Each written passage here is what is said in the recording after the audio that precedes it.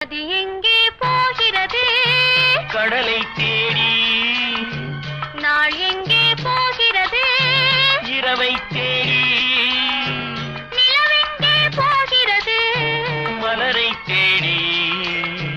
நினைவெங்கே போகிறது? உறவை தேடி. நதி எங்கே போகிறது? கடலை தேடி.